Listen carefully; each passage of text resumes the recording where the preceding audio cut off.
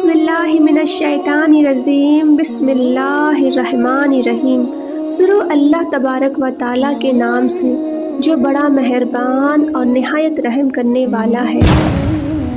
आज के इस वीडियो में हम आपको बाबरी मस्जिद की कुछ ऐसी अनसुनी बातें बताने वाले हैं जिनके बारे में शायद आपने अब तक नहीं सुना होगा और जिनके बारे में जानकर यकीनन आप भी हैरान रह जाओगे। इसलिए आपसे गुजारिश है कि वीडियो को एंड तक जरूर देखें। वीडियो को लाइक और चैनल को सब्सक्राइब करते हुए नोटिफिकेशन बेल को जरूर दबाएं ताकि मेरे सभी आने वाले वीडियो की नोटिफिकेशन आपको आसानी से मिल सके।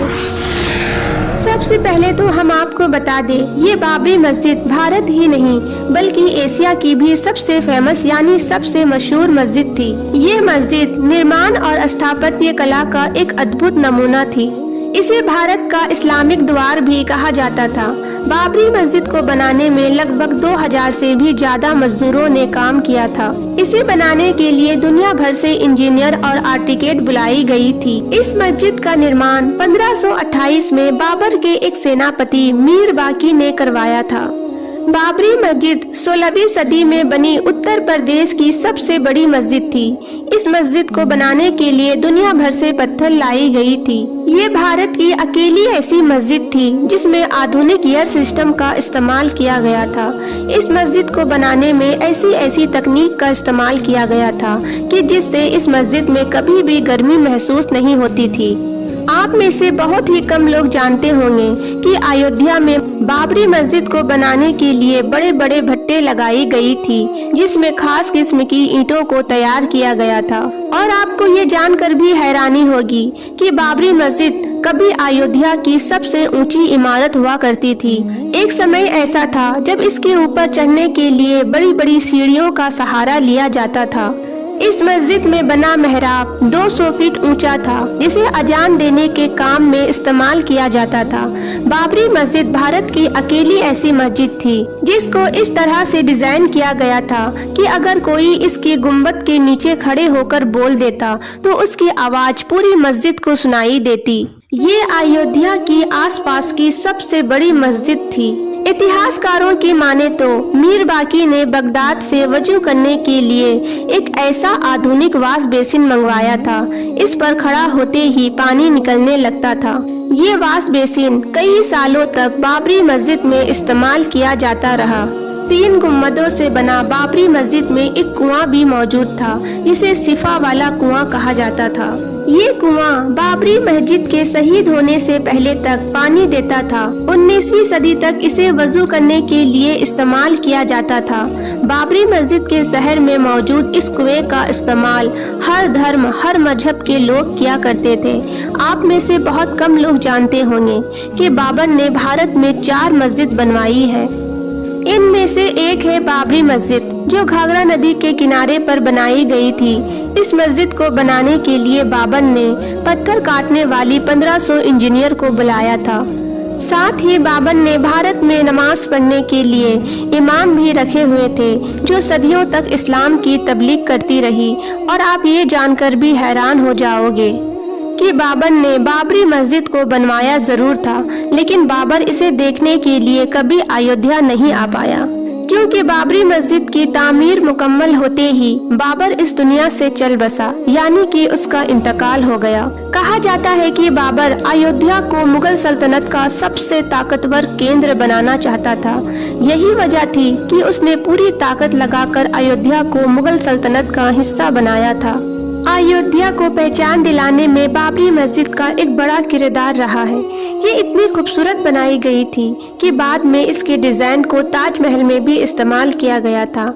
आप में से बहुत ही कम लोग जानते होंगे ये बाबरी मस्जिद का निर्माण एक ऊंची पहाड़ी पर किया गया था।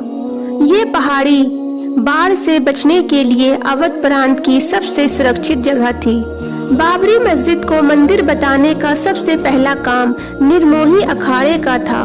1858 में नवाब वाजिद अली सिया के दौर में सबसे पहले इस मस्जिद की जगह पर मंदिर होने की फितने ने जन्म लिया था और फिर देखते ही देखते ये एक युद्ध के रूप में बदल गया। अंग्रेजों ने इसकी जांच पड़ताल की और इसे मस्जिद होने का सर्टिफिकेट दे दिया और आपको ये जानकर भी हैरानी होगी कि तुलसीदास ने अयोध्या में बैठकर ही रामचरितमानस लिखी थी, लेकिन फिर भी उन्होंने कहीं पर भी किसी मंदिर को तोड़कर मस्जिद बनाने का जिक्र नहीं किया है और ना ही इतिहास की किताबों में कहीं पर इसका ठोस सबूत मिलता है। जज से लेकर सरकारों ने कई बार बाबरी मस्जिद को मुसलमानों का धर्म स्थल बताते हुए ऐतिहासिक फैसले दिए थे और यही नहीं, 1949 में सिविल जज ने बाबरी मस्जिद को मुसलमानों की मस्जिद बताते हुए कहा था कि ये एक मस्जिद है और इस पर मुसलमानों का हक है।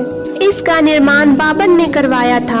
आप में से बहुत ही कम लोग जानते होंगे, ये बाबरी मस्जिद में जिस दिन सबसे पहली बार मूर्तियां रखी गई थी वो दिन जुम्मे का दिन था, इसलिए इसके बाद में एक बड़ा विवाद खड़ा हो गया।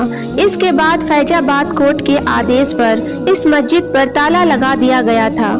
जिस वक्त बाबरी मस्जिद के साथ ये सब कुछ हो रहा था उस वक्त कांग्रेस की सरकार थी। नेहरू ने इस विवाद को सुलझाने की बहुत कोशिश की थी, लेकिन वो हर काम में नाकाम रहे। इसके बाद 1986 में राजीव गांधी ने बाबरी मस्जिद के कपाट फिर से खुलवा दिए और उसी वक्त राम मंदिर आंदोलन की शुरुआत हो गई थी। इसके बाद आडवाणी की रथ यात्रा ने सब कुछ बदल कर रख दिया। ये रथ जहां से गुजरा वहां की आबो हवा बदलती गई और फिर इस तरह से भारत में एक नई राजनीति की शुरुआत हो गई। इसके बाद 6 दिसंबर 1992 में अयोध्या में कार सेवकों का ऐलान किया गया और फिर चंद ही लम्हों में 2 लाख से भी ज्यादा कार सेवकों ने बाबरी मस्जिद पर धावा बोल दिया और इसको तहस नहस कर दिया, यानी कि बाबरी मस्जिद को पूरी तरह से गिरा दिया। बाबरी मस्जिद की जिस दिन शहादत हुई वो दिन भारतीय संविधान के लिए एक काला दिन था। सरकार, आंदोलन और नौकरशाहों के सामने ये जो कुछ हुआ ये अपने आप में एक इरादकों काम था। बाबरी मस्जिद को जिस दिन शहीद किया गया इसके बाद अयोध्या में धारा 144 लगा दी गई। बाबरी मस्जिद के शहादत के बाद वर्गीय रुपयों की वैल्यू अचानक ही 6% घट गया और महंगाई आसमानों को छूने लगी। बाबरी मस्जिद के शहादत के बाद में देश में बेरोजगारी इतनी ज्यादा बढ़ गई कि उसको आज तक भी कम नहीं किया जा सका है। बाबरी मस्जिद शहादत के बाद हुई दंगों में भारत को 9,000 करोड़ रुपए का नुकसान हुआ था। बाबरी मस्जिद भारतीय इतिहास में सबसे लंबी विवादित मस्जिद मानी जाती है। इसके केस में 10 लाख से भी ज्यादा पन्नों और 2000 से भी ज्यादा दस्तावेजों का इस्तेमाल हुआ था। बाबरी मस्जिद के शहीद होने के 10 दिनों के बाद एक इंक्वायरी कमीशन बनाया गया जिसे 3 महीने के अंदर इसकी पूरी रिपोर्ट पेश करनी थी, लेकिन उसने 17 साल बाद अपनी रिपोर्ट पेश की और ये इस तरह भारत का सबसे खराब रिपोर्ट कमीशन बन गया। इसके अलावा हम आपको ये भी बता दें कि बाबरी मस्जिद की शहादत के जिम्मेदार लोगों पर केस दर्ज करने में सीबीआई ने पूरा 1 साल का वक्त लगा दिया था। इसके बाद उन सीबीआई ने 49 लोगों पर केस दर्ज किया था, लेकिन फिर कुछ ही दिनों के बाद वो सारे के सारे लोग बरी हो गए और इस तरह से फिर बाबरी मस्जिद को किसने शहीद किया ये आज किसी को कुछ पता नहीं चल पाया है। इसके बाद 30 दिसंबर 2010 को इलाहाबाद हाई कोर्ट ने बाबरी मस्जिद पर अपना फैसला सुनाया।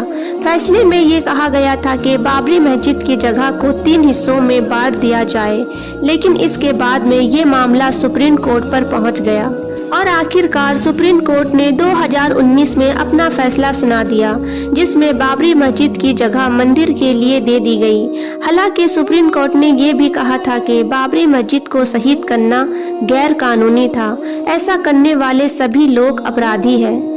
इसके बाद भी मुसलमानों ने देश हित के लिए सुप्रीम कोर्ट के इस फैसले को कबूल कर लिया और दूसरी जगह 5 एकड़ जमीन लेने पर राजी हो गए। हालांकि वो जमीन अभी तक वैसे ही खाली पड़ी है, लेकिन दूसरी तरफ उसी वक्त राम मंदिर बनने का काम शुरू कर दिया गया था और अभी कुछ ही दिन पहले यानी 22 जनवरी 2024 को राम मंदिर का उद्घाटन भी कर दिया गया है। इसके अलावा आपको ये जानकर भी हैरानी होगी कि बाबरी मस्जिद को शहीद करने वाले बहुत से लोगों ने फिर इस्लाम कबूल कर लिया था। बाबरी मस्जिद पर पहला वार करने वाला बलबीर ने 2 साल के बाद ही इस्लाम कबूल कर लिया था और बलबीर से मोहम्मद आमिर बन गया था और ये वादा किया था कि उसने एक मस्जिद गिराया है। अब वो इस एक मस्जिद के बदले में पूरी 100 मस्जिद बनवाएगा और उसके बाद में ऐसा ही हुआ।